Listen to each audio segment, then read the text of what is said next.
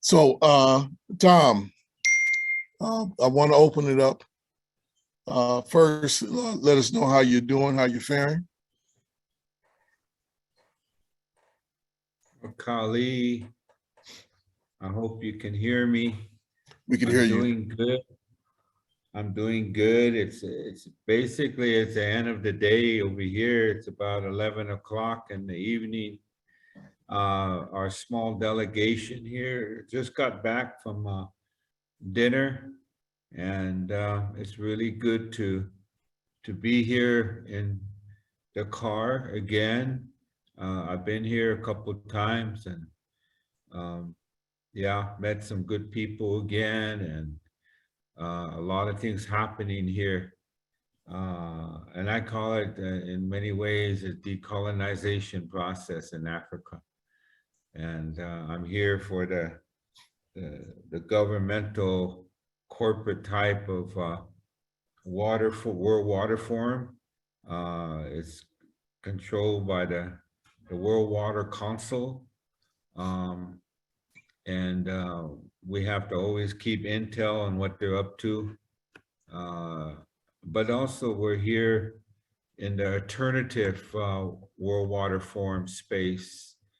And every one of the World Water Forums that are held every couple of years, there's a civil society and activists and community-based organizations and water protectors that come together and organize our own agenda. So today I was there and spoke. I was invited to speak to the link between climate and water. Yeah, I'm doing okay health-wise. So glad to be on this interview, this dialogue, and help in any way I can. Well, if you don't mind, Tom, give us a little breakdown. I just realized, the other day when we communicated that you were there, what are some of the main issues that are being discussed there, at the water forum? How are they, what's the latest kind of mechanisms, if you will, and machinations are they doing to try to privatize water and cut its access off? Because I'm sure that's the fundamental game that's being played on the governmental level. And I'm wondering in particular, what's the level of dialogue about access, if any, in the context of kind of this inter-imperialist war that's going on? Because I'm sure that's dominating the backdrop of a lot of the conversations in the international forum right now. Yeah, that was something that we talked about today at the Alternative Water Forum. People want to look for it. It's called FAM, as in Mother, E 2022.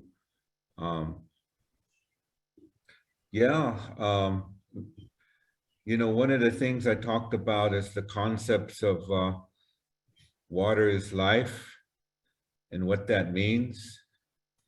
I talked about the value conflicts between many of indigenous peoples, including our people back in Turtle Island or North America. I talked about the original instructions, the teachings from both our Dene, our Navajo people, my mom, but also recognition of my other side, the Dakota Sioux. But also in my travels, I learned a lot from indigenous peoples, the original peoples of their respective lands and territories in different regions of the world. And that I talked about the value conflicts between indigenous peoples and Western society, and how in that respective relationship to water lies the differences in creation stories, where for us, our relationship is clearly defined in our language and the way we were raised, As we walk upon Mother Earth, we're taught how to do that. Our original instructions that were given to us and passed on from the beginning of time, and how that this expression of spirituality and our ceremonies, it's really a mandate. It's a mandate, you know, of our relationship and how we are to be with the environment, with the ecosystems, and that you know, we have that understanding. So I talked about that, and the conflicts of the conquest mindset, and how the Western society, you know, is known as the developed, you know, it's the foundation of how it recognizes itself and gives its kudos to itself. It's pat on the back, you know, known as the developed industrialized nations. And that brings up a lot of discussion that I talked about being back in Africa on these concepts of colonization and, you know, imperialism, and how that type of mindset, you know, has a tradition of dominion over all things, including not only water, but dominion over first peoples, the indigenous peoples, the tribal peoples, and how we are and we exist. So it was a good discussion. I shared an expression that we have back home in Minnesota with our Dakota people when we say Wakantanka Wichoni Maku, which means great spirit, the great energy, the great mystery, gives me life, Wichoni. Life, you know, Maku gives me Wakantanka Wichoni Maku. And I gave another expression is Unchimaka Wichoni Maku, which is Unchi is grandmother, Maka is earth, Wichoni life, you know, and gives me life. Mother Earth gives me life. That's fundamental in who we are. Our children are taught that. And also that word that went worldwide from our people, from the elders to the youth, our women's societies, our warriors, our tribal nations as governments, holding the line in 2016 and 2017 to protect the river, the Missouri River. And that again was an example of an expression of the water of life. Mini is water, Wichoni is life, Miniwachoni. That went all over the world. So I talked about that in relationship to the problem that we see existing in today's world. I shared with them a story in 2002 when I was in Johannesburg with a large delegation of indigenous peoples from the north and to the south. This was the World Summit on Sustainable Development. This was 10 years after the Earth Summit of 1992 that laid the foundation for the UN and its mechanisms with the governments of the world.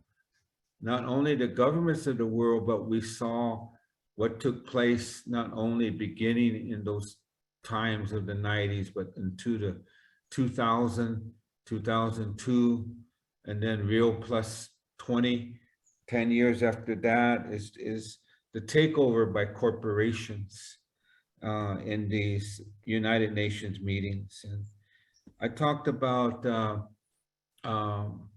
2002 when I stayed behind where everyone cleared out of the auditorium, and I needed to check messages with my laptop, and I was sitting there, and this white man came. He said if he can sit down with me. I said, well, sure, go ahead, older guy. And he had an accent like he came from UK or England or something like that. But anyway, he started to compliment. He said, you indigenous peoples, you got to keep on doing what you're doing. The people are starting to listen. This was, again, this World Summit on Sustainable Development. And he said, I want to share something with you. He said, I'm a translator. I have all the credentials and classifications. I translate for the UN Security Council. I want to share this with the listeners. And he said, there's two things that they're talking about.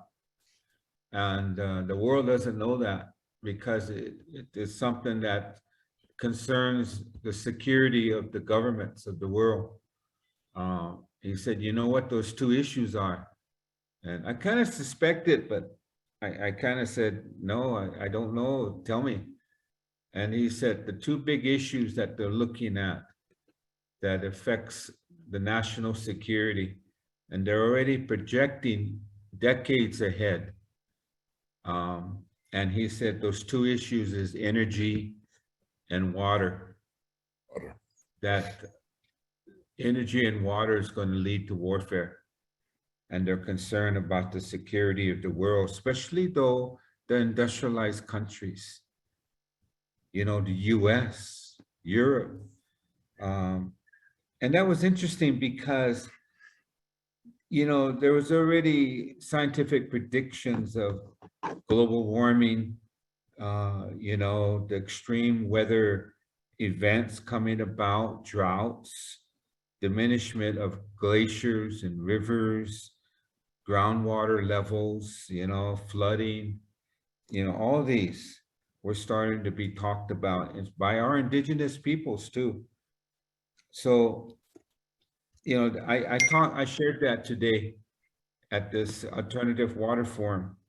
I wanted to share that because we're talking about water policy, water management. We're talking about pollution left over from mining, mineral extraction, industrialization, Western forms of development, food and agriculture, corporate industrial scale agriculture, burning the soil out, depletion of aquifers, world trade policy. I talked about economic globalization, you know, this pattern of mechanisms that are developed that have no respect for Mother Earth and the sacredness and those teachings that we have, not only in the North, but the South. Miniwachoni, Unchimaka, Wichoni Maku, grandmother gives me life.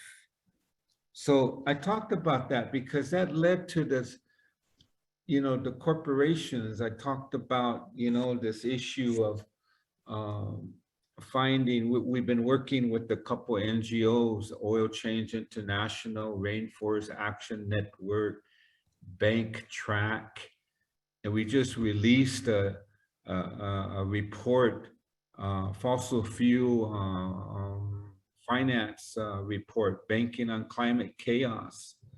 And we all assessed the 60 largest global private sector banks, their funding, you know, for the fossil fuel industry as a whole, you know. And what we found out is that those 60 banks provided what was the amount, $4.6 trillion in lending and underwriting to fossil fuels in the 6 years since the Paris Agreement was adopted in 2015. You know, you remember all the hype, you know, world leaders and World Bank, financial institutions, large NGOs, all saying, praising Paris Agreement, that that's going to save the world, you know. But we already knew in our delegation as people of color, frontline, Black, Indigenous, people of color, part of our It Takes Roots, that, you know, you are part of that, you are part of that, colleague. We came out of that Paris Agreement saying agreement's gonna be one of the biggest crimes against humanity and Mother Earth, full of false solutions, you know. So I talked about that, you know, on the trend of false solutions, trend of the financialization of nature, using nature as capital. What is the mentality of a society, industrialized society, that has no respect? It has, you know, we have to fight for dignity all the time as indigenous peoples. And we have to always speak up for the sacredness of our Mother Earth and our Father Sky, for the dignity of life. You know, why is it we have to do that? You know, we have to call out carbon regimes of climate capitalism and really question the economic mechanisms of the world, you know, the trading of water. I talked about that. There's a link between trading of water and the trading of conservation and biodiversity offset regimes. A lot of people don't know what that is still. Commodification, you can't trade anything in a modern market system without determining whose property right it is. From my simplicity in looking at this machine, of this matrix machine, it's being used as a tool for commodification and privatization. The sky, it's you know, the whole fight that we've been fighting carbon markets, carbon pricing, carbon tax, is looking at how the sky is being used as a WTO of the World Trade Organization, of the atmosphere. And Mother Earth is up for sale, for grabs financially. And so I shared that with the water people here, you know, and it really resonated because they've been fighting the privatization of water in their local communities. You know, corporations are taking over, managing water, sanitation, drinking water, water and energy. You know, it was interesting when I arrived here at the airport, this guy looked like he's another guy from Europe, but he's from the US. I said, "You here for the water forum?" He said, "No," he says, "I'm here for oil."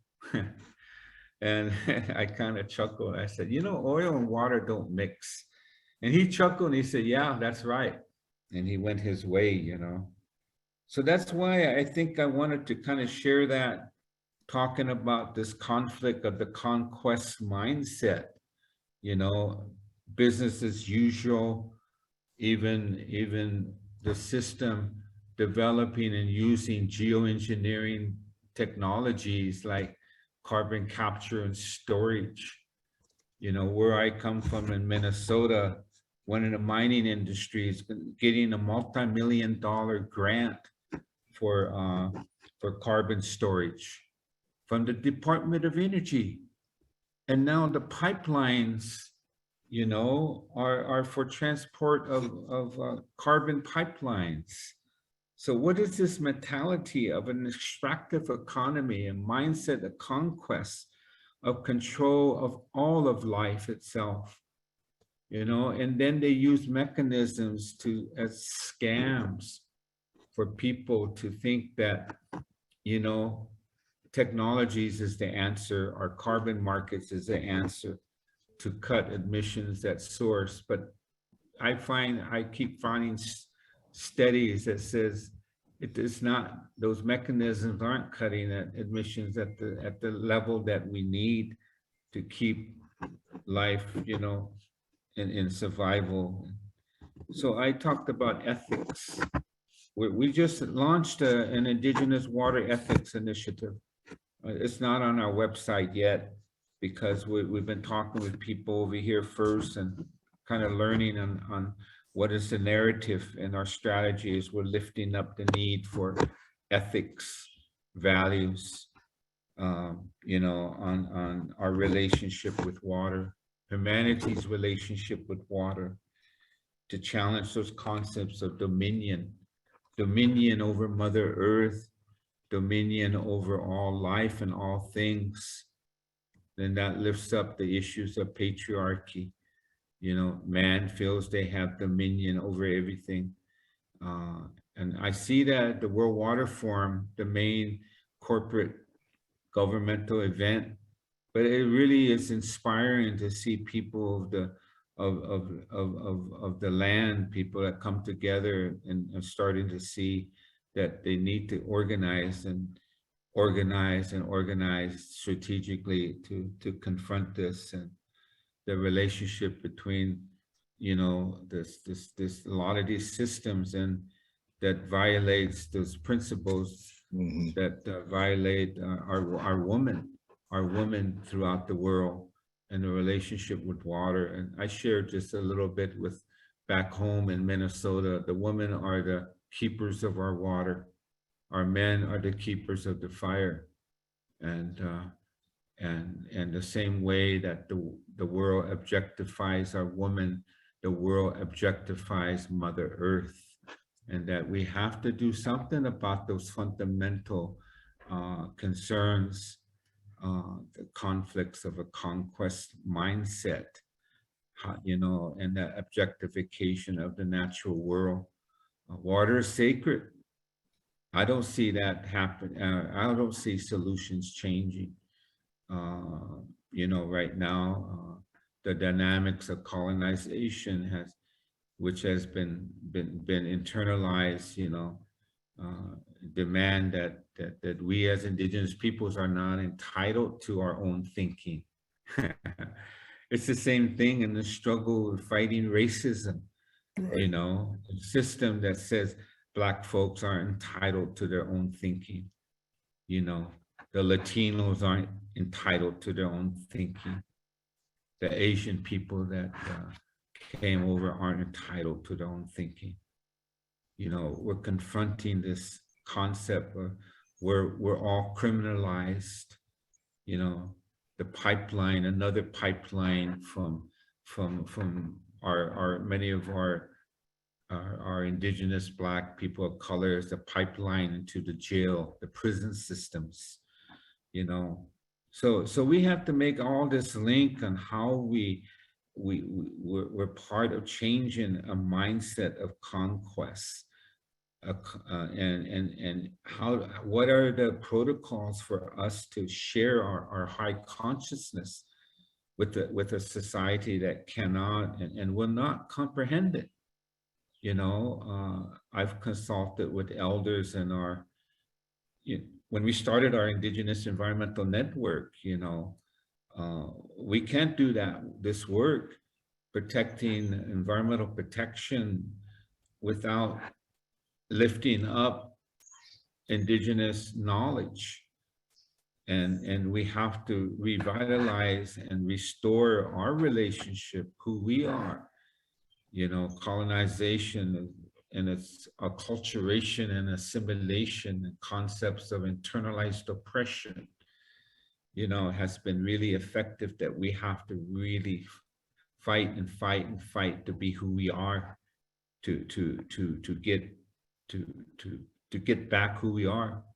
The invasions of this foreign power, the criminalization of all things that are indigenous, you know, and this invasion of power, like I just mentioned, you know, and why is that they want to fight us all the time? A system, is a system.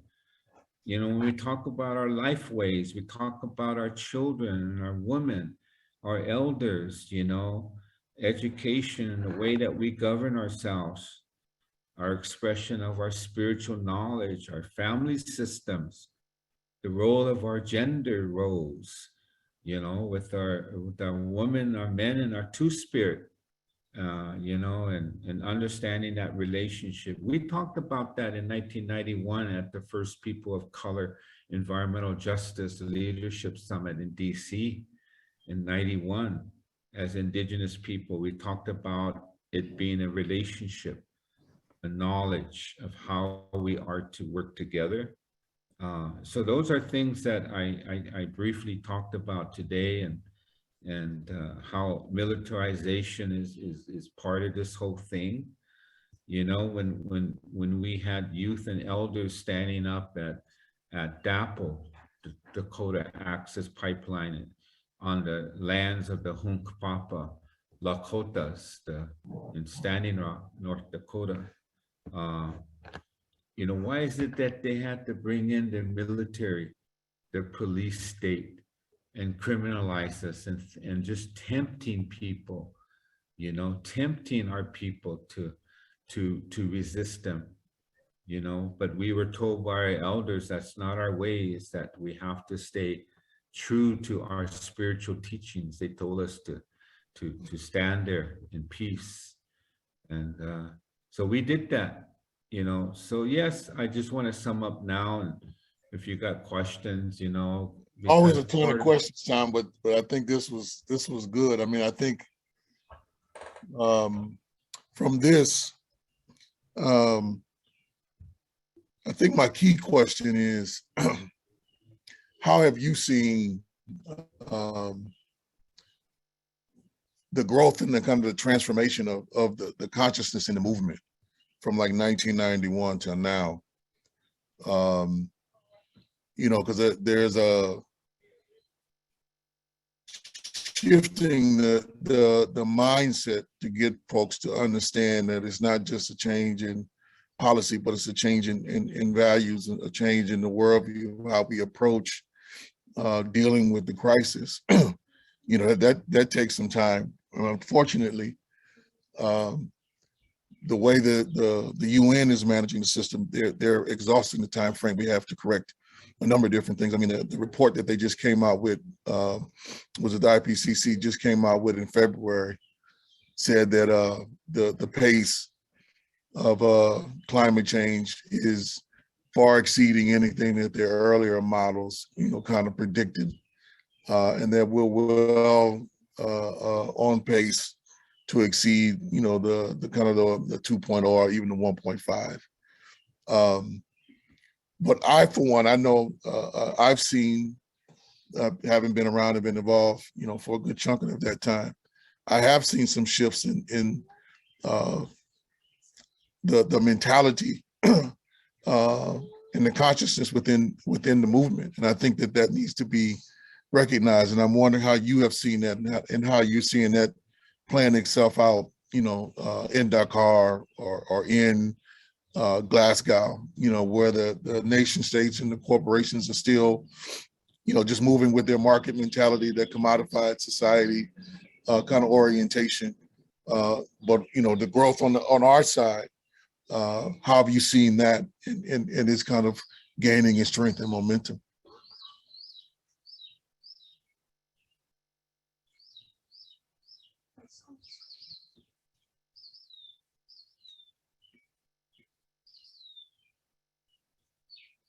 We may have lost Tom, you guys. He's in, and again, for those of you who came on late, you have to excuse me. My voice is kind of going in and out. I've been battling some asthma issues because of the changing of the seasons here, and we're having a very heavy pollen season here, which is some, you know, clearly bad for my lungs, as you can hear. But let's give him a second to try to get back in. For those who came in late, Tom is presently joining us from Senegal, I believe right outside of Dakar, and he's at the World Water Forum Summit, one of the international UN summits where there, at least on paper, you know, there's an attempt to try to moderate and regulate, just put it bluntly, the workings of the capitalist world system, to at the very least mitigate against conflict, or to just leave the management of the system to alleviate kind of like open wars. But within that, you know, all the operations and definition of kind of market relations and commodity relations dominate the entire process and form and has done so increasingly in this manner. It's always kind of been that way, but increasingly since 1991, that this has been kind of the dominant way in which all of these conversations and processes have been regulated and dominated. So we want to see if he can get back on. I haven't seen him pop back up.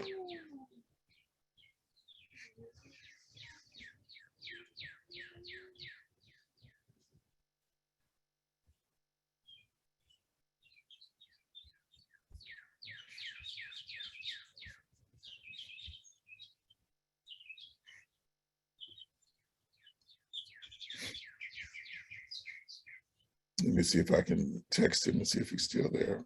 Hold on, everyone.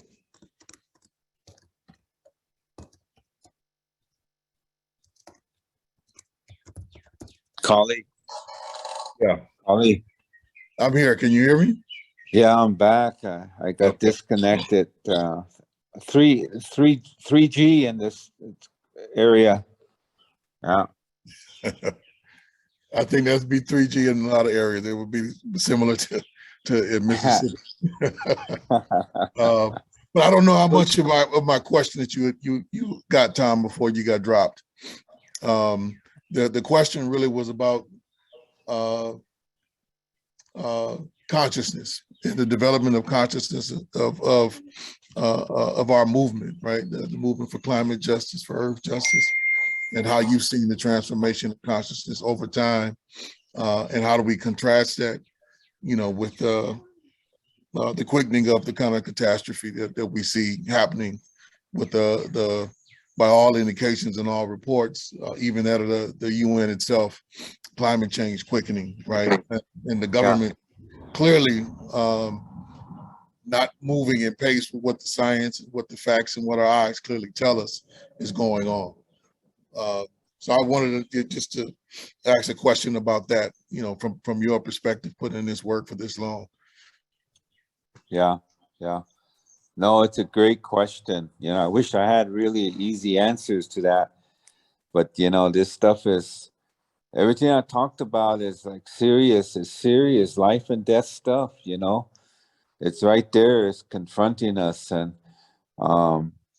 when we started to dig deep into looking at climate change and looking at what solutions that the system was telling us, they even were tempting our people to give us big money, millions of dollars, if we participate in using our trees and our ecosystem for carbon offsets, and it's like money is so tempting, and I remember some friends of mine down in Ecuador in the Amazon, the Siriaku, they said, we don't need money to protect our trees. We just need to be left alone and give us our title to our land, give us what, recognize our rights. We know how to live in this system. We don't need money.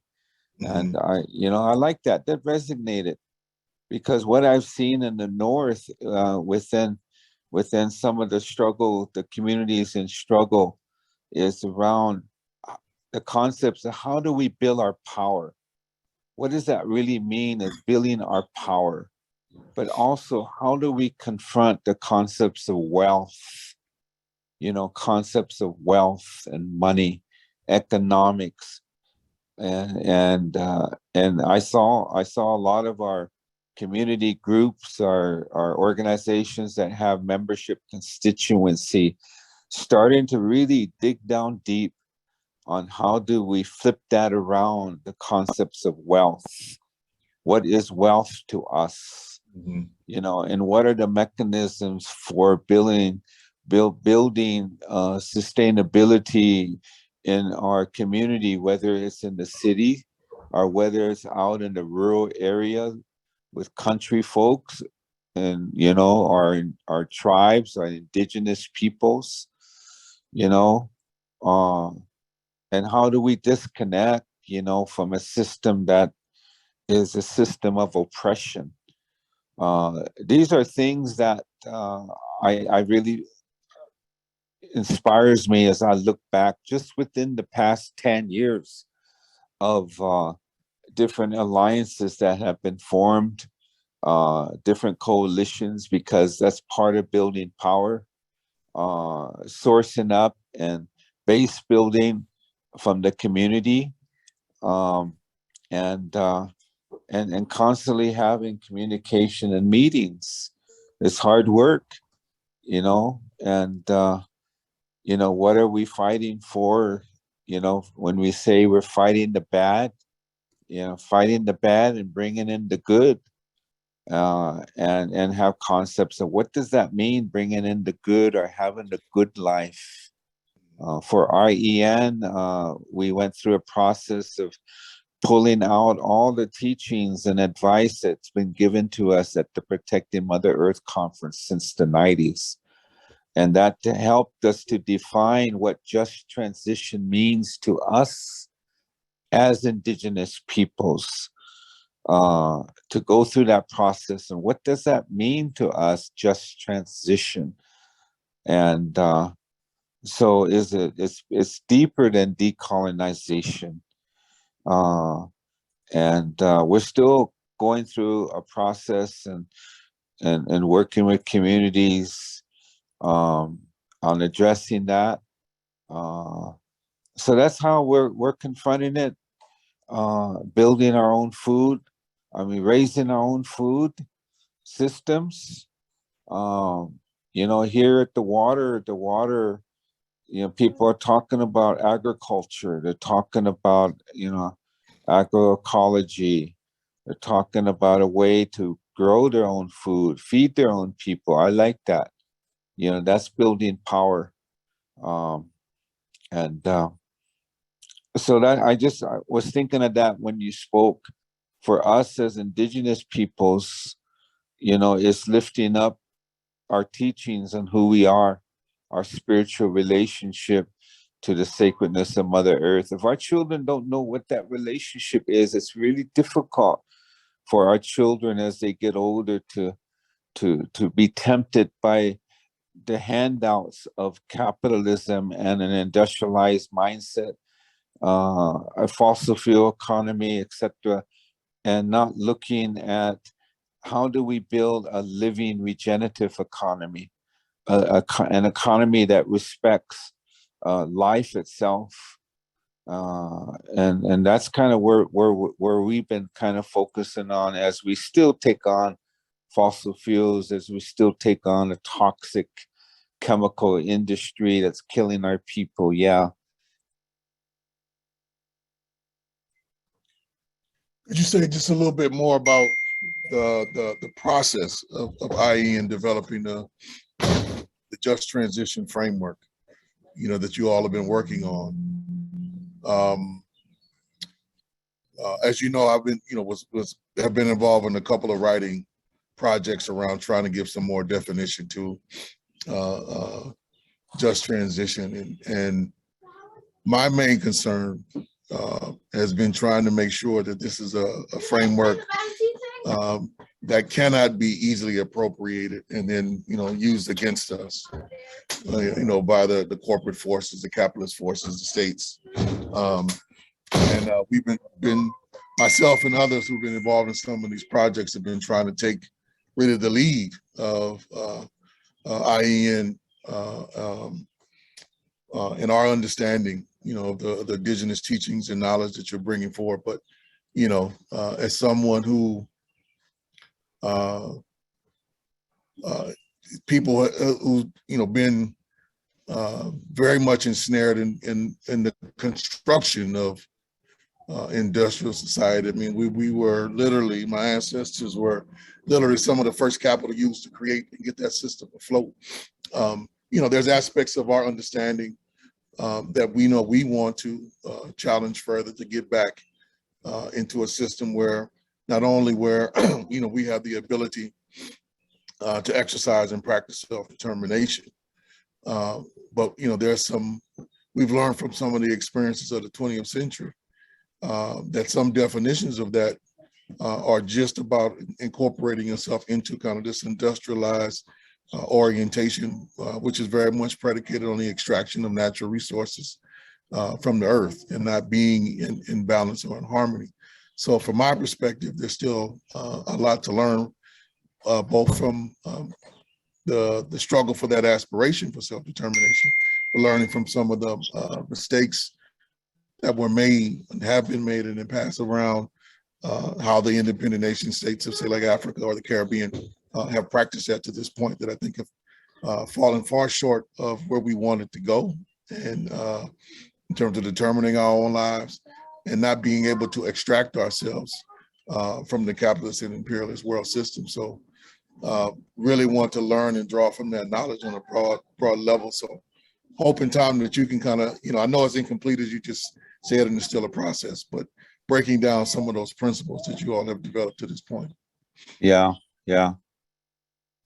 Well, just putting together this poster of principles of Indigenous just transition, it's one of the hardest things that I see us, involved with, and it really requires critical thinking. It really requires questioning even ourselves, and challenging ourselves. And for me, I'm an elder now, and I'm really happy to be an elder. I'll be 70 years old this summer, and the Just Transition initiative that we lifted up, is focusing on prophecies, Indigenous prophecies, and what is those prophecies that were passed on, from our respective tribes. Some tribes, say they lost their prophecies, they lost their language, lost their teachings. Again, that's part of, I don't know what this is, it goes back, a long time. Europe killed off their tribal people. What's that mentality that kills off people of the land, severs that umbilical cord that is there? If there's resistance in Europe of whole communities that did not pay their taxes, they did not share their crops with the kingdoms, they got their heads knocked off. What is that mentality again? And we have that here. When settlers came, there was that mentality, just wanting to kill us off. But our prophecy said it's going to be like that for some of our people up north. They said, whatever befalls the wolf, is going to befall us as well.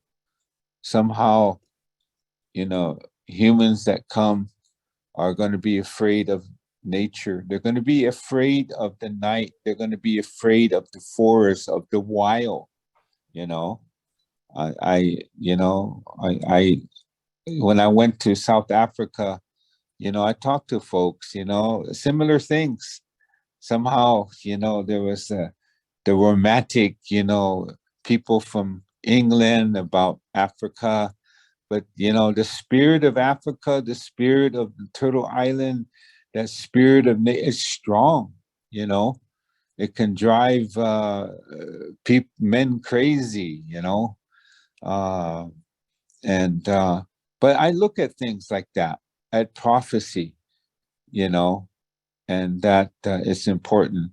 So as we confront and challenge a legacy of exploitation of ecocide and environmental, energy, climate, economic injustices that we have to do, how do we reclaim our future, and how do we change the present?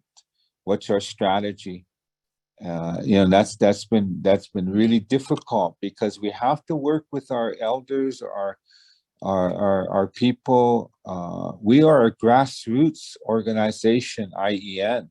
We were formed by frontline. We didn't use that term at the time, but we were formed by frontline Native people who were resisting coal power, Peabody Coal Mining Company.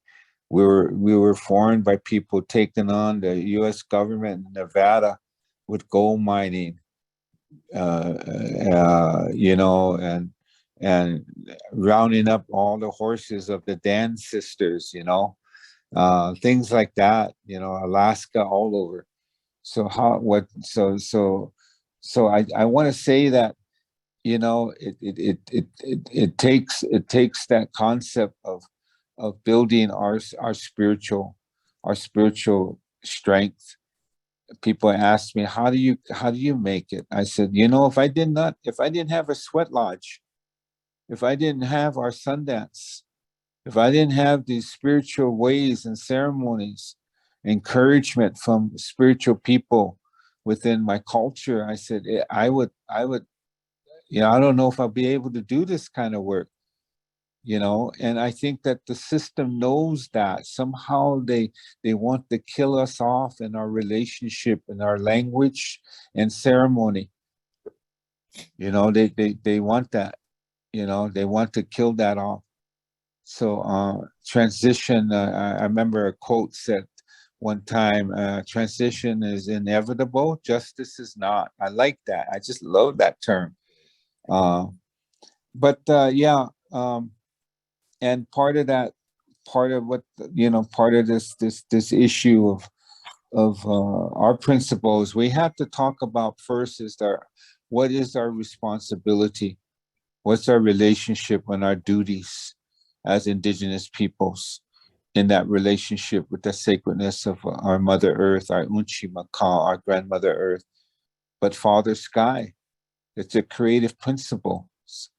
And what's our relationship with all of the natural laws of Mother Earth?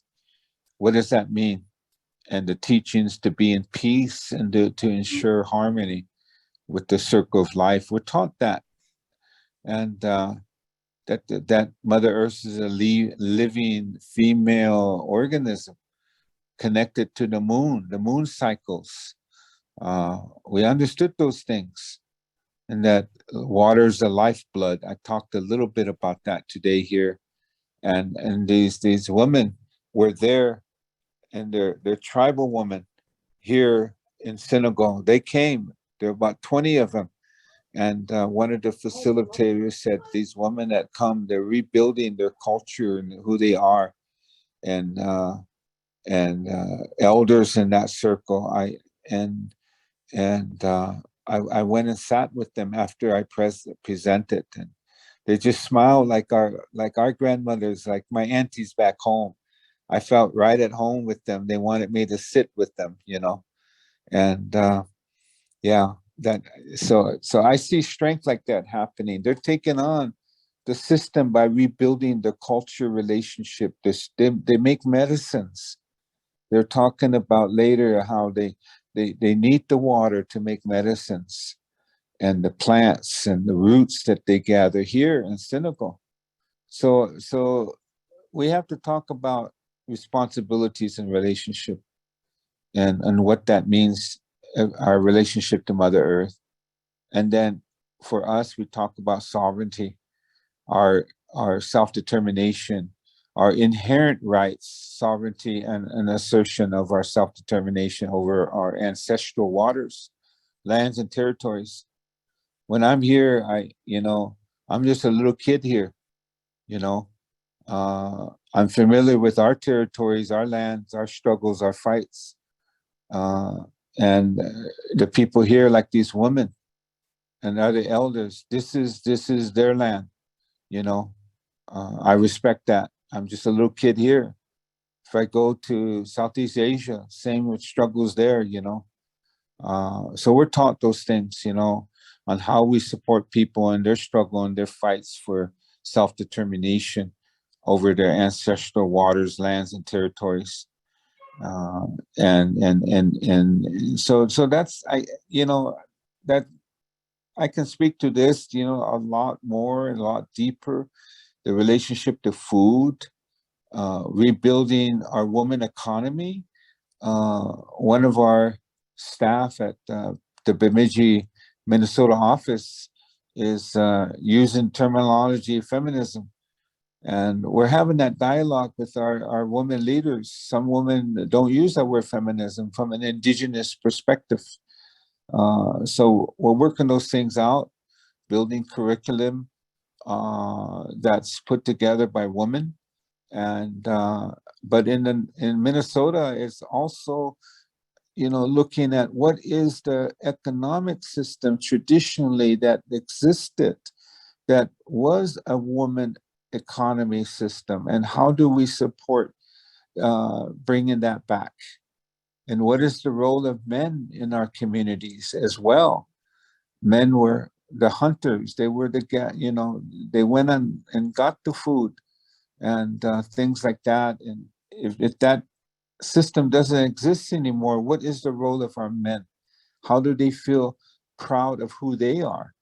A lot of Indian men go into the prison system, drugs and alcohol, you know. So how do we, in our own transition to build up our communities, build our power, is yes, support our women in the traditional role they have, but also what are those strengths we need to reteach our men folks as well.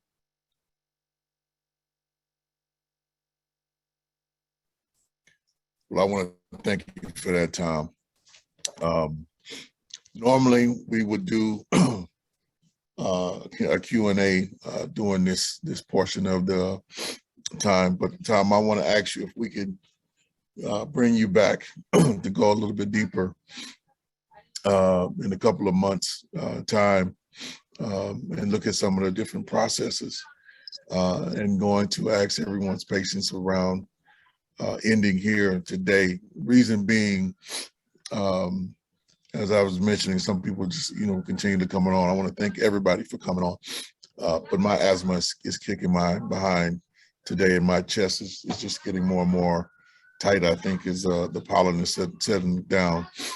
So I'm going to go take care of my health first and foremost, everyone. And I've been trying to do this without having to do all of these inhalers and everything like that. So there's some processes I have to do with steam and some other stuff like that to make sure I don't have to do that and get dependent upon that to kind of survive this season. So apologize for having to end earlier than anticipated. But Tom, I want to thank you for your time. Thank you for your work, experience, and wisdom. Definitely appreciate it. And everybody for joining us. We're going to continue this series. We do once a month, focusing in on the intersections around race, climate, and climate justice. So we'll be continuing along with that in the next couple of weeks and months. And we're going to be doing in the future, just so folks know, more of a concerted series, also looking at how to counter the rise of the neo-fascist and neo-Confederate forces in the United States, as well as some other pieces, and a summer training program that we're going to be doing in the end of July, the beginning of August. So be on the lookout for that. And stay tuned to what the Institute for Social Ecology is doing on our website, and ask everybody to join the program when this is new to you, to make sure you join the listserv to stay informed on the activities of the Institute. And with that, I'll bid everybody a good evening.